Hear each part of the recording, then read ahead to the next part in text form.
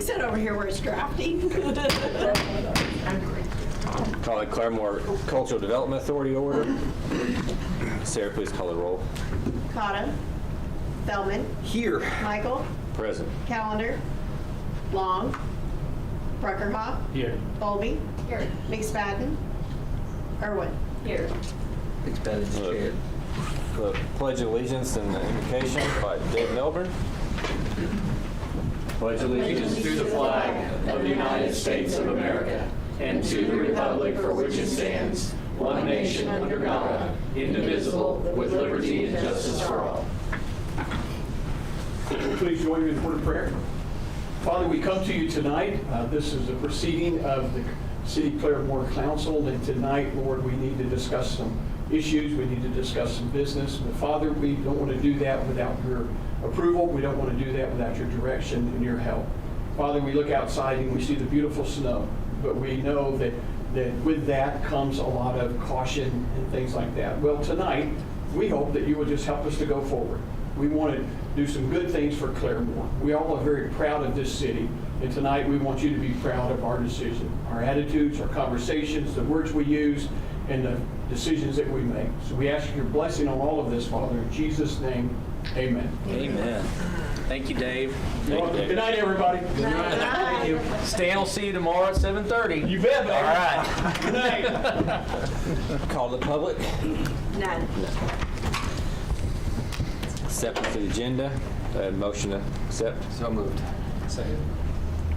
Call the roll. Feldman. Yes. Bruckerhoff. Yes. Michael. Yes. Colby. Yes. Irwin. Yes.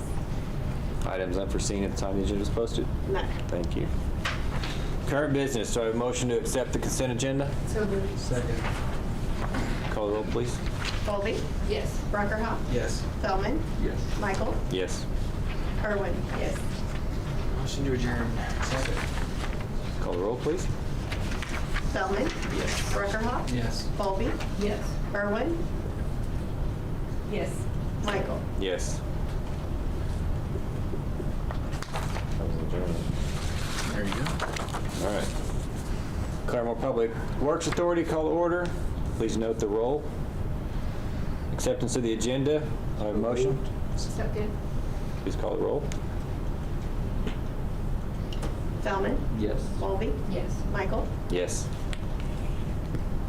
Bruckerhoff. Yes. Irwin. Yes. Items unforeseen. None. Thank you. Current business. Do I have a motion to accept consent agenda? So moved. Second.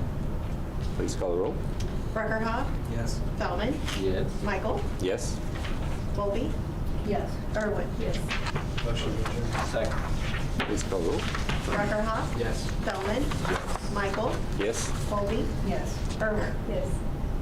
Claremore City Council to order. Please note the roll. Do I have a motion to accept the agenda? So moved. Second. Feldman. Yeah. Bruckerhoff. Yes. Michael. Yes. Colby. Yes. Irwin. Yes. Any items unforeseen? None. Thank you. Mayor's report and appointments, none. Awards, presentations, communications, Mr. City Manager. Thank you, Councilor Michael, members of the council, and those watching at home. Tonight, we have an opportunity. I'm going to set this up real quick. For years, the city has, per charter, had a city treasurer that was an outsourced city treasurer. We still have that requirement. That individual retired, and so we are in the first year of a contractual relationship with Crawford and Associates. Frank Crawford's here tonight to talk about a performator, which is an exercise that he basically invented and does for his clients. But Frank and his firm's background is extensive and almost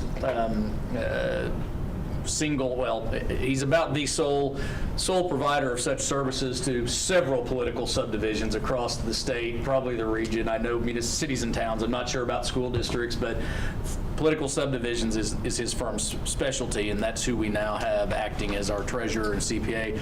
That works hand in hand with our finance department as well as with the independent auditor that we are required to have every year audit. So Frank is here with a great presentation that myself and the finance staff was able to sit through several weeks ago.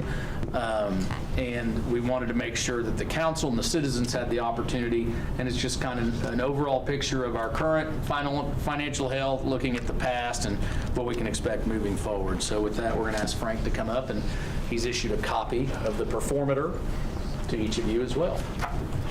Frank, welcome and thank you, sir. John. Appreciate I you. appreciate it. I'm glad I could actually make it. I was a little nervous this morning after I got up and saw all the cars overturned in Oklahoma City. Got hit pretty hard on the north side. Thank you again for making some time. I know this is not everybody's favorite subject.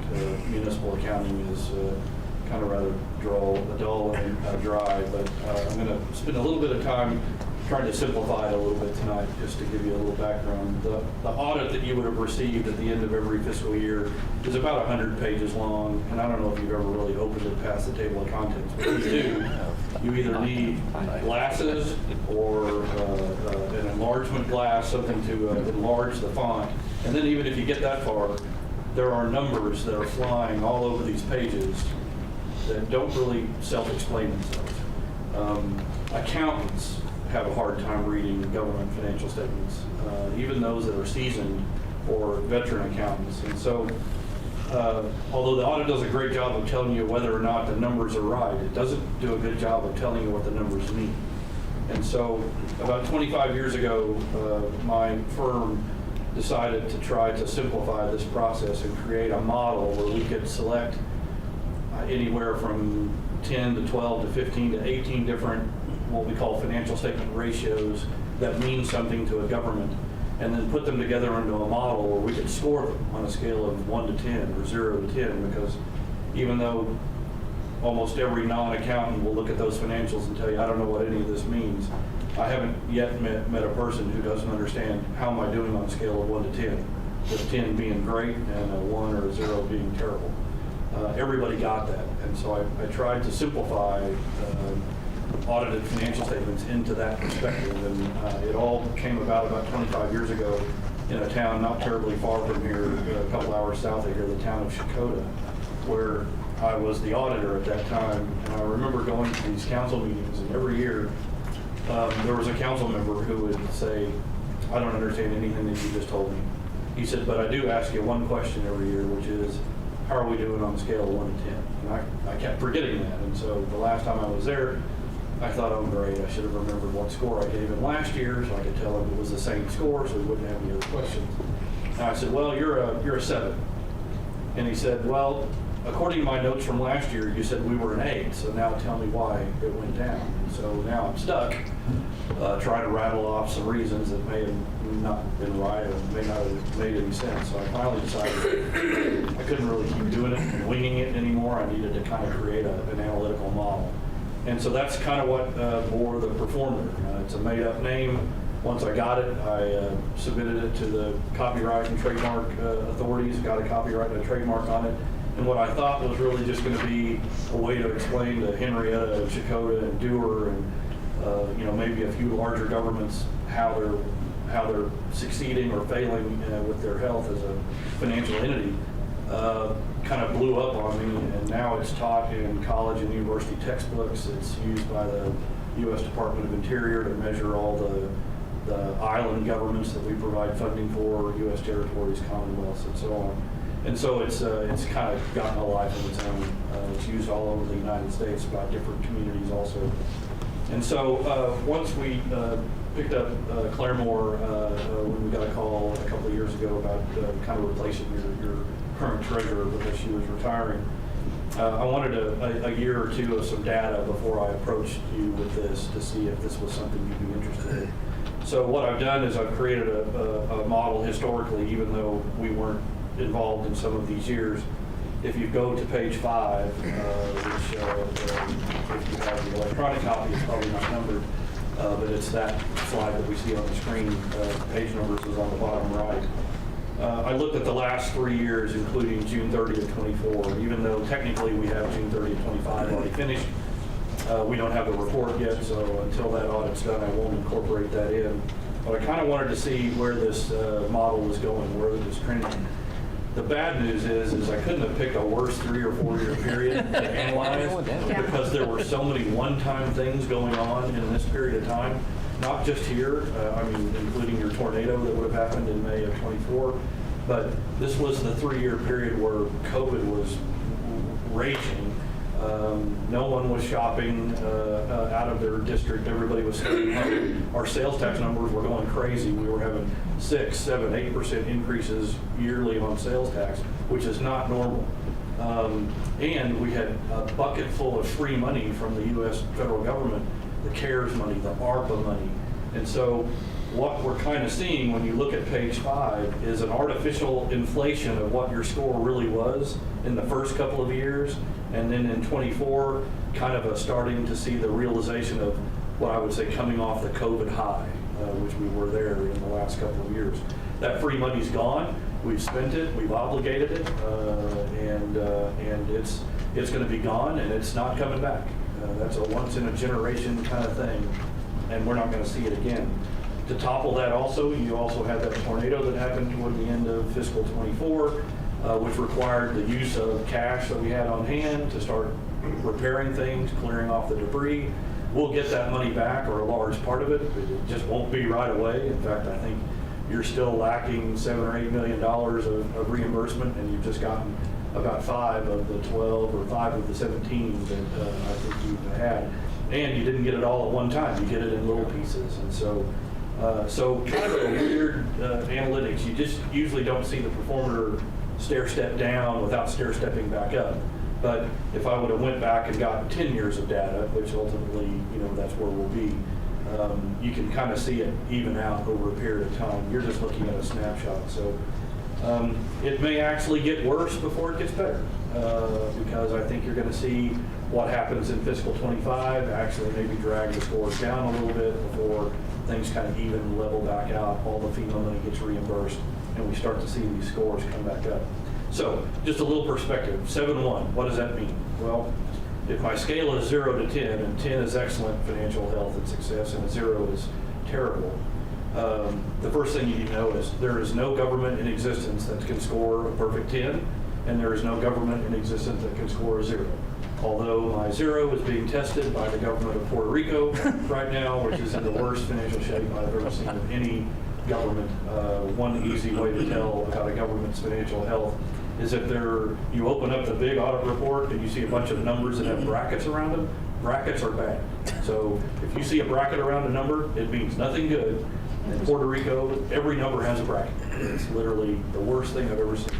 The highest score I've ever seen, scored by a community about your size in Georgia, called Suwannee, Georgia, scored a 9.1, and they've done it twice in 25 years. That's the highest score I've ever seen.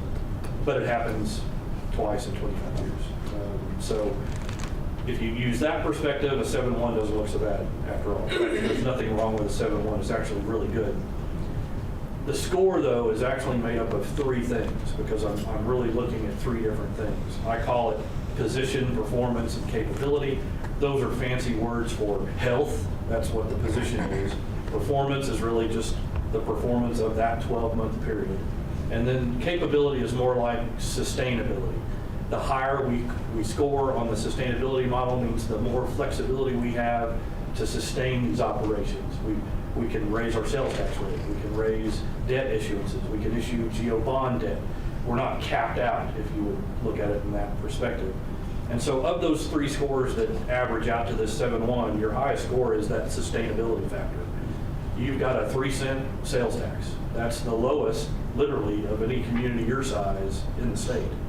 I've got other communities in your size that are in the 5s now, which is really high. With the data he's got here, it's And 3 January. cents. He Yeah. now knows we Exactly. started collecting July. Yeah, we're up now, which again, that's going to make your capability score go down a little bit, but it's going to improve the other scores because we're going to be healthier as we see that number come in. And so 8-1 on capability. Performance-wise, for the 12 months that ended June 30, 2024, we scored a 7.7. That's extremely good. Anytime you're in the 7s is great. 5 is really average or satisfactory. So you're well above satisfactory in all of these categories. Even on health position, with everything that we saw. You were in much better health 2 years before, but that was because we had a bunch of artificial cash that is a one-time injection that was there to use, and now we've used it and it's not coming back. And so as far as fiscal position and health score, we're still above satisfactory, but our stronger performances, our stronger scores are on the performance and the capability side. All of that averages out to 7.1, although if you were to add all three of these numbers and divide them by 3, it probably won't be 7.1 because I weight these. Some ratios have more importance than others and carry a weight of 3 times some of the other ratios that don't have as much performance.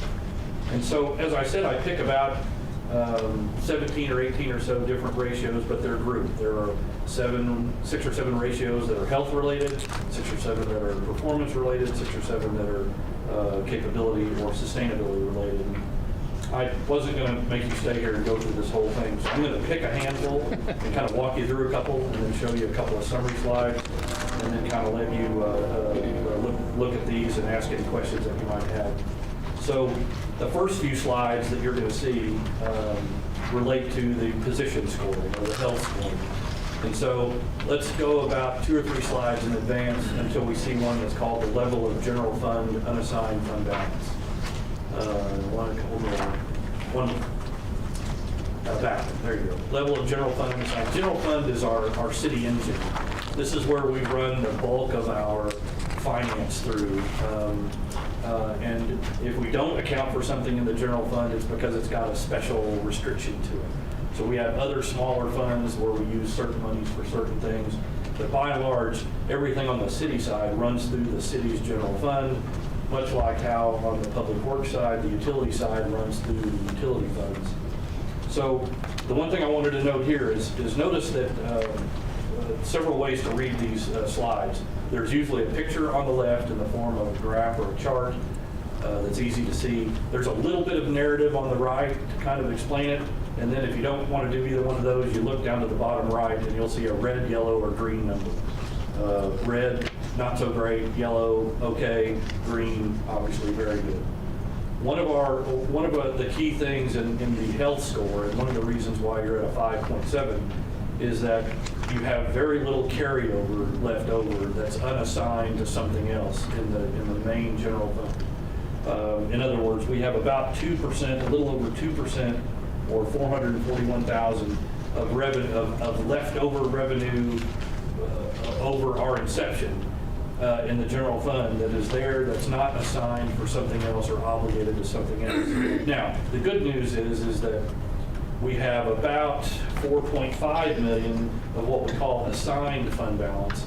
And assigned fund balance is really management's intent to use the money for something, but it's not a true obligation. We haven't signed a contract, we don't owe the money to anybody. So technically, if we hadn't assigned that money to specific things, we would have a much healthier general fund unassigned fund balance. But I don't usually count that. I want to see that. But if push ever came to shove, and you had to say, well, we need to use this money in the general fund for something we hadn't planned, you would simply unassign that money and then assign it to something else. And so it's there to be used. But overall, the score doesn't really help you much when you assign the large part of your fund balance. And so, again, part of that, the special funds are not in here, so the ARPA money, CARES money, that's all in different funds. This is really what I would call the operating fund of the city. And so I'd like to see this number somewhere around 10% of your annual revenue stream instead of 2.1%. And so ultimately we'll get there at some point. But again, I think you just have a pretty large assigned fund balance, and that's why this is down at that 2.1% of our annual revenue stream. You bring in roughly between the city and the utility side 76-ish million, 77, 80 million, at least through June of 24 annually. So that's a huge budget. This is not a small thing at all. This is a pretty significant sized budget. And so it'd be nice if we have some more unassigned fund balance, but again, let's get through the FEMA money, let's get that money back, let's get everything set back up, and then we'll look and see what this is at a later point in time. A couple of other slides I'll talk about as far as health. One of the ones that I think is pretty good, capital asset condition on slide 10. Here I'm simply trying to measure whether or not you still have life in most of your capital. Roads, buildings, drainage systems, machinery, equipment, things of that nature. And we have about half our lives left, a little less than half our lives left, which is still good. Once this number gets down into the 20% range, when we're scoring about a 2, that means that stuff's crumbling all around us. We need to replace a lot of stuff, and that usually means it's going to be a drain on cash, and that usually deflates our health score a little bit. A couple of other slides I'll point you to. One I want to go to where you score a couple of 10s, and that's in cash flow. Those are on slides 14 and 15. I'm trying to measure whether you've got enough money laying around to pay your vendors and pay your employees without you having to wait until the sales tax check comes in, or wait until some money flows in. And your current and quick ratios are extremely good right now, which simply means you have quite a bit of cash on hand. Again, though, a lot of that was that free money that was coming in and sitting there waiting to be used. And so those are going to kind of come down once we use those monies, but that will make some of the other ratios like capital assets go up because we're not using that money for operations, we're using it to do new things with. And so to stop right there and flip to page 15, you'll see page 16, you'll see the summary of the last 3 years of each one of those ratios.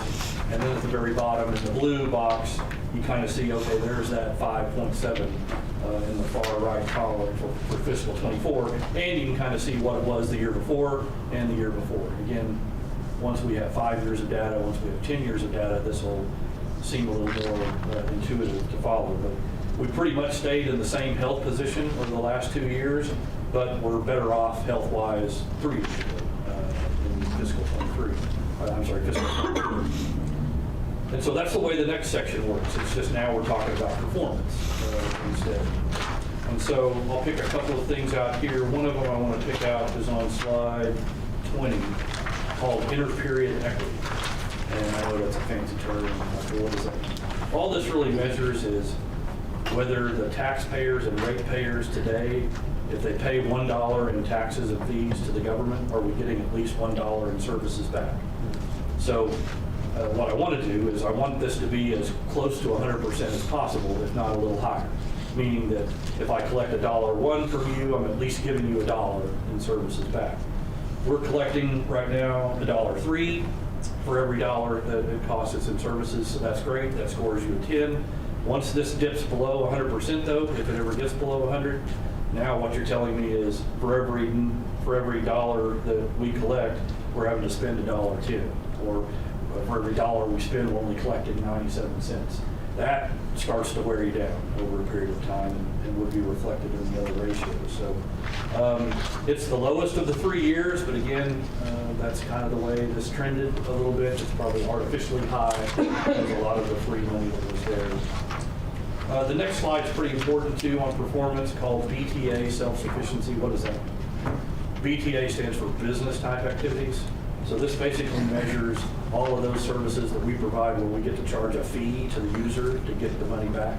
So water, sewer, sanitation, basically all of our main utilities.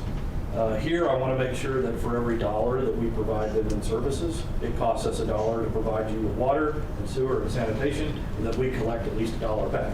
Because if we're not collecting $1 from the user, we're going to have to supplement these activities with tax revenue, which then means we don't have as much tax revenue to use on the city side for fire, police, and streets and things like that.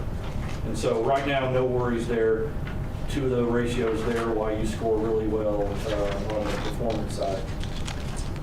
Next slide, debt service coverage. That's a good one too. All this really means is there are people willing to buy your debt if you were to go to the market to issue it because you have the ability to pay it back.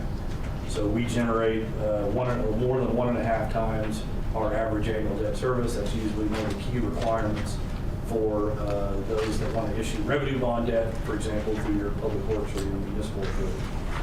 Last one I'll talk about in this section is sales tax. Another huge driver, which is the next slide on the screen. Here you score 6.1, again, above satisfactory. Notice, though, what's happened. 2 years of near 7% growth in sales tax, which is silly, and then a 1.1% in '24 as the economy's opened back up. Not everybody's staying home, shopping locally. You know, when COVID hit, the first thing we did was lock ourselves in our homes. We might go buy something, but it would be here in town. So everybody was buying here, everybody was staying here, everybody was shopping here. Even the online usage went way up. The use taxes came in high. That's all kind of evening out now and kind of opening back up. And I don't think these near double-digit increases, 7 to 10%, are going to sustain themselves anymore. In fact, I think a lot of governments in fiscal '25 have regressed a little bit and maybe actually collected less sales tax than what they would have the prior year. But a lot of them went into the budget season knowing that was going to happen, and so they budgeted less sales tax in many cases. So next slide sums all those performance ratings up, and you can kind of see as far as their performance, look at those first 2 years, a 9.6 and a 9.4. Those are extremely high performance scores, even though a 7.7 is nothing to sneeze at. But again, we're coming off that COVID high, which means that those performance scores were masked by a lot of that free money that we had kind of floating around, and then a lot of the sales tax revenues that were floating around that weren't going to sustain themselves over a long period of time. Last set of slides, capability or sustainability. Do we have the ability to keep this going? Like I said, this is your highest score because you score a ton of 10s throughout here. We don't levy a property tax for anything at all here. We have no general obligation bond debt, which means we have our entire GO debt available to us, limitations to us, which is usually capped at about 10% of the net assessed value of the community, which is a really high number. The problem with GO debt, though, is you can't issue it without a vote of the people. And that's unique to Oklahoma cities and towns only in the entire United States. It's a mechanism that was created about 70 years ago to basically say, look, we're not going to allow municipalities to go into the GO bond debt market without the people approving it, because if they do approve it, what we're going to do is we're going to allow the city to levy a property tax to pay off the debt service, where right now you can't levy a property tax at all. And so cities and towns in Oklahoma are not allowed to levy a property tax for operations. And that's unique to Oklahoma cities and towns. Every other city and town in the United States can do this except for us. And so it was purposely done this way as a mechanism to give you a new revenue stream if the voters were to ever approve a GO loan. So all the property taxes that all of you pay, none of them come here. They all go to the county, which then get fed out to the schools and then used by the county. And so we have a lot of capacity there. And then the other slide I mentioned was your sales tax rate on slide 32, which was at, for these 3 years, it was at that 3-cent level, which is extremely low for a community this size. Now rectified or brought in with some additional sales tax. And so the last slide of the whole thing is basically the summary of the capability slides. And notice that the capability doesn't change very much. It hovers around the same score unless you do something big. You issue a bunch of debt. You raise your sales tax rate. You do something to the capacity that you have available. And so nothing happened in that 3-year period to change that score. So that's kind of where those 3 scores back on slide 5 come from. Each of those 3 components. So again, this thing is, it's nice coffee table reading. I don't know if you're going to, put it on your coffee table for your guests to read or anything, but it is interesting if a citizen were to say, well, explain to me how we're doing on a scale of 1 to 10. I mean, now you got an answer, and we can track it now from now on. And when the score changes, I can pinpoint exactly why it's changing and what caused it. And so if you think this is helpful, then I'd kind of like to do this every year.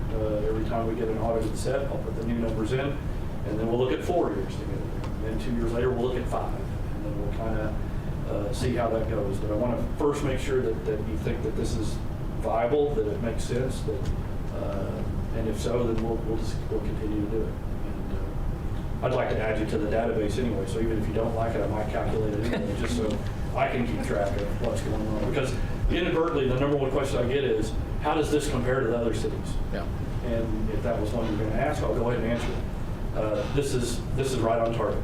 I've got cities like Edmond that are in the upper sixes, and then I've got cities like El Reno and Piedmont that might be, Piedmont might be in the higher eights, and El Reno, which is right next to it, might be in the low sevens. And so usually everybody ought to fall somewhere between the high sixes and the low eights, and that's typically where the range sits. And so if you use that as your kind of average range, we're kind of right smack there in the middle. But anything that happens to you in a one-time unique perspective is going to affect the score. And unfortunately, I think the tornado thing is going to reflect a lot in fiscal 25. So this may get worse before it gets better. But again, it's not worse from an operational standpoint. It's worse because we've had things happen here that didn't happen in other places. And so as long as we know that, we can account for it. Frank, one of the things that we talked about thinking, I'm sure the council has questions. We harp on a lot of what we went through this last year, and it's not an excuse, but I think we're one of the few cities our size that have the ability to have $20 million on hand to recover from a natural. I don't know there's a lot of communities that just, we need to make a phone call to the bank and move that from a seat. And so a lot of that position was affected because we did substantially deplete. And so I want to be very clear. It was important that you all saw, to me, a 10 is where we ought to be, but obviously, so I want you to know that our position as a staff is to make sure that we do the best that we can. Now, we can't control certain things, but that being said, we want to make sure that we build back up reserves. We want to make sure that we get these numbers up, but this is something that's important for me, for you all in the public to see that while we do a really good job with what we've got, we do a really good job with what we've got. And we don't have a lot of things that other communities have, and we still perform, I think, at a really high level.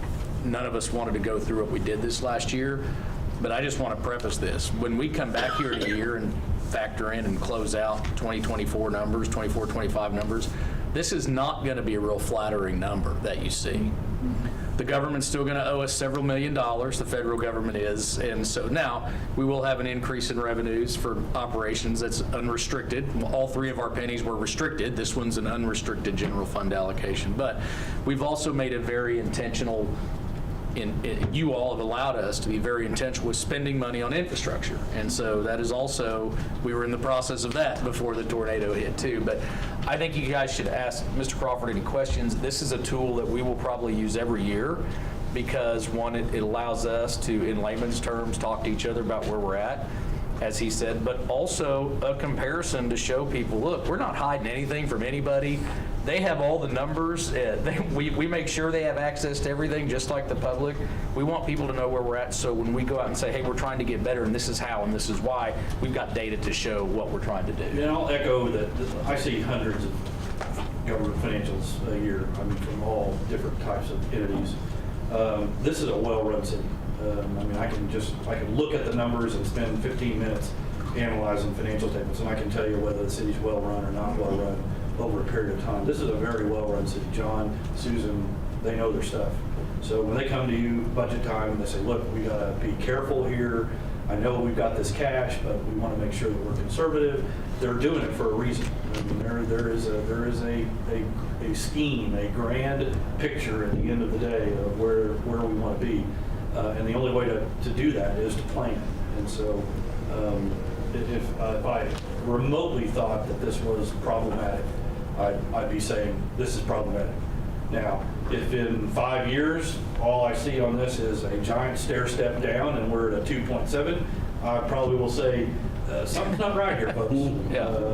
Hopefully I would say it before it got to the 2.7. Puerto Rico, I was too late. They were already in bad shape before I got involved.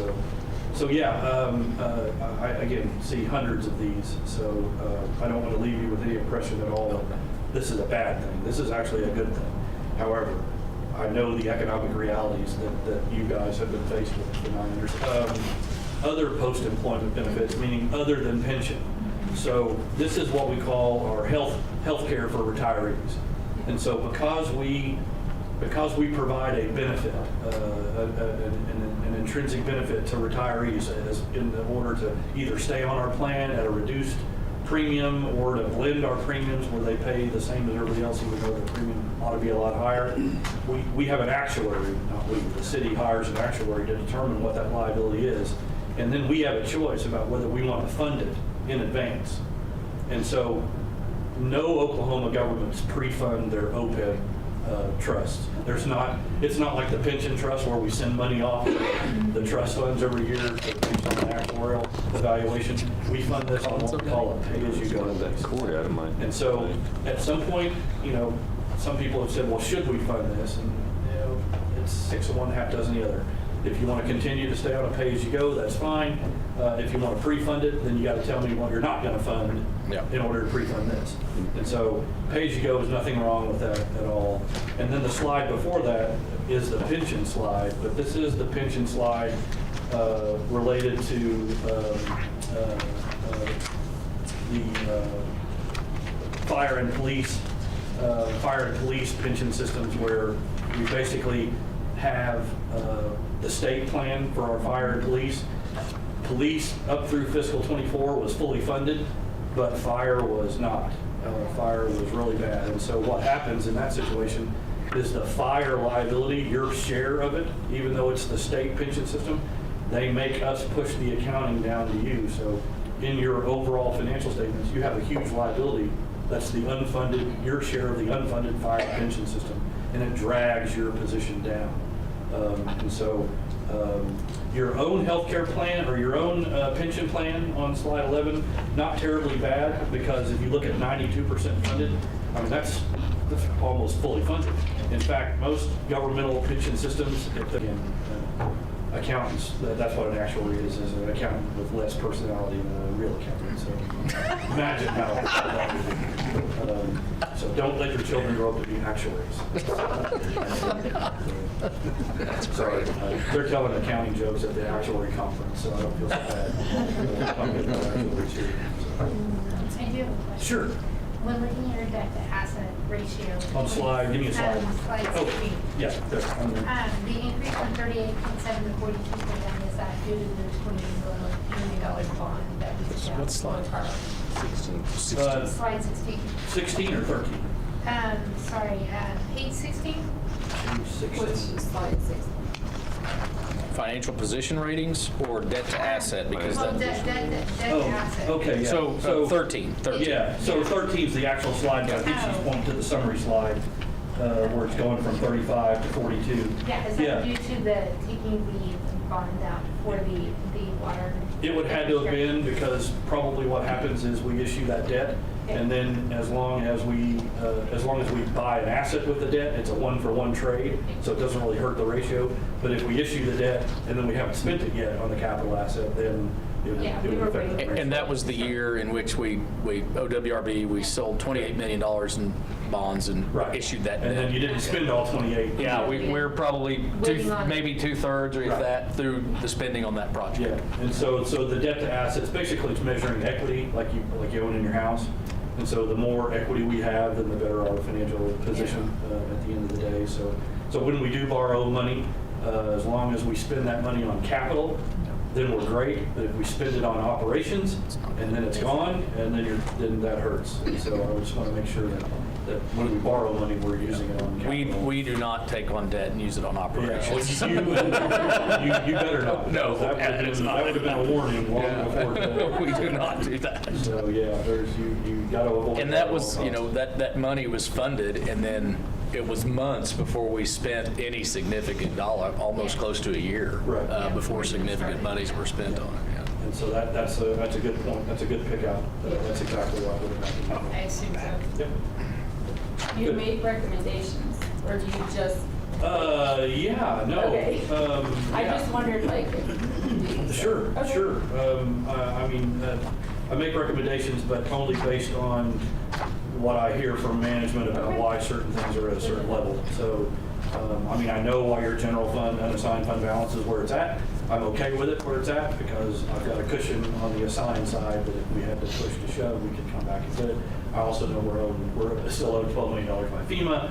At this point, we're still owed $17 million by FEMA. So, but yes, I do make recommendations based on the parameters. If I saw something that was really bugging me, I mean, I'm usually to management with it and say, tell me what's going on here and why this is this way, and we kind of talk through it. So yeah, no, I'll, Thank you, sir. We will get cracking on that bake sale and get that 10 million. that'd be one heck of a bake sale. You may not be able to answer this, but I'm curious, since you look at other Sure. municipalities, branch statements, or their books. Us being in Oklahoma, there's a lot of other communities that are dealt with tornado damage. How long does it take typically to have restoration and financial from FEMA? 3 to 5 years. I've seen FEMA delay something up to 5 years of reimbursements where you literally had to float a loan to FEMA. Basically. Fortunately, we haven't done Which, that. you know, like I said, if you had $20 million of cash, you had the ability to do that. I don't think it's going to take you 5. I mean, based on what you've gotten back already, you know, we're still what, 12? Well, I 12, think, 12. I mean, total spent was 17 or 18, 3/4 of it. Right. So we'll get- and it's about Shawnee, Oklahoma received their final payment from the 2019 tornado in Last year. February Yeah. of 25 Yeah. of this year. So Another it's community where yeah. watched. Just curious. Yeah, now, surprisingly, during the government shutdown, somebody was there long enough to hit send, and we got a That's very $2.2 million Yeah. disbursement. That's really surprising, because I would have thought that would Yeah, have so delayed typically, everything worse. if the government shuts down for 45 days, they use that to delay everything for 45 weeks. It didn't So, shut down the IRS and that notices. That's right. That also. So somebody was at the IRS too, and Interior and Treasury, so. Yeah. So it was shut down. we are so grateful. I appreciate this. No, This you helps bet. us, and it puts it in an easy light for us to explain to just our internal people, you as the counselors, our citizens, to say, and you all know, people are going to go through their pick out red numbers, but there's a reason for everything, and you have to look at overall financial health. And I'm very comfortable with where we're at, but you also have a commitment like you do every year from us, and we're going to continue. We've got good people like Crawford's group. We've got good people like Hinkle and Associates that help us on the audit. And we have the best finance team, I think, in the state of Oklahoma. So I'm And very it's going to be extremely important to compare yourselves to yourselves. Yeah. More so than to exactly compare yourselves to other communities. I mean, that's an okay comparison, but really, this is not a tennis match where you're playing another community. This is a golf course. That's right. You're playing a golf course and they're playing the same course, and it just depends on where your strengths and weaknesses are, and that's how you play it. So, Awesome. any other questions? Thank you, sir. Appreciate you. Uh, Safe you bet. travels back. I'm glad you had a short Yes. agenda Careful. tonight, man. Careful. Do all your council meetings last like 35 seconds? We have a 4 or 5 minute record. Yeah. Yeah. Man. Sometimes I can't deal with 2 hours. the pledge of allegiance takes longer. Last year, we presented the budget, the audit, and had about 16 agenda items, and we did 60 minutes. Ouch, well, that's still impressive. So, Anyway, thank you all for Thank you, making sir. some time. Thank you. Appreciate you. Anytime we're open to questions, you have our hey, email. if it's address. Harry on the way back, email me because I got to drive down there tomorrow at 5. Yeah, well, I'm crossing my fingers. All right, be The safe. flurries I can deal with, it's that ice. That's right. Be safe. All right, Thanks, see you guys Frank. later. All right. Thank you. Bye. Staff reports. Real quick, reminder, those of you that signed up tomorrow, the Lieutenant Governor is doing his lunch at RSU. You know who you are. I will try to make it back, but I will be in Oklahoma City for a Route 66 Commission meeting. And for those of you who don't know, I just wanted to relay that the service this morning for Lou Flanagan was absolutely amazing, very well done. Great tribute to a great lady who had a lot of impact on this community. Her grandchildren were absolutely amazing. And so continue to keep that entire family in your prayers, if you would. That was a very well-attended service. I would say there were probably 100 or so more people there than there were actually at Bill's service. So Lou touched a lot of lives, and I know everybody in this room probably had the opportunity to visit with her a little bit. So with that, everybody stay safe and warm, and that is the extent of staff reports. Current business. Entertain a motion to accept the consent agenda. So moved. Call the roll, please. Baldwin, Yes. Parker Hall, Yes. Feldman, Yes. Michael, Yes. Irwin. Yes. Item 2, discussion to vote and approve or reject renewal of contract with Grand Gateway Economic Development Association for administrative services in the amount of $10,000 for Claremore Community Development Block Grant CDBG Project 19749. Andrew? Good evening, council. So real quick, I apologize for throwing this on the agenda late, but we just got our award letter recently from CDBG because they had to move funds around before they could actually commit to us. You see on the contract award and later document, well, even on this one, it's naming 2 funding sources from the state because they pulled money from past funds to fund the 25. So the first measure is just kind of our standard. We like Andy, we like Grand Gateway, we like that relationship. We want to keep them happy, so we want to get a contract in for the administrative stuff because he deals with uploading and all the documents with Susan and making sure that all the documents are uploaded to OK Grants. And he advises Susan and I about the financing picture of that and that kind of thing. So that's really what we're doing. This is our standard administrative contract with Grand Gateway. Motion to approve. Second. Motion and second. Call the roll, please. Feldman. Yes. Breckerhoff. Yes. Bowlby. Yes. Irwin. Michael. Yes. Item number 3, discussion and vote to approve or reject resolution number 2025-17 approving an electronic execution of split contract for Claremore Community Development Block Grant. Again, this is another administrative task. We needed to get a resolution passed so we can sign the actual contract that was awarded to us and upload it to OK Grants. And this just gives the mayor or the designee the ability to sign that contract and get submitted. Motion to approve. Second. Motion and second. Call the roll, please. Feldman. Yes. Irwin. Yes. Michael. Yes. Breckerhoff. Yes. Bowlby. Yes. Thank you, council. Thank you. Motion to adjourn. Second. Motion and second. Call the roll. Feldman. Yes. Irwin. Yes. Bowlby. Yes. Michael. Yes. Breckerhoff. Yes. We're adjourned. With authority. Go get it. All right. Appreciate you all.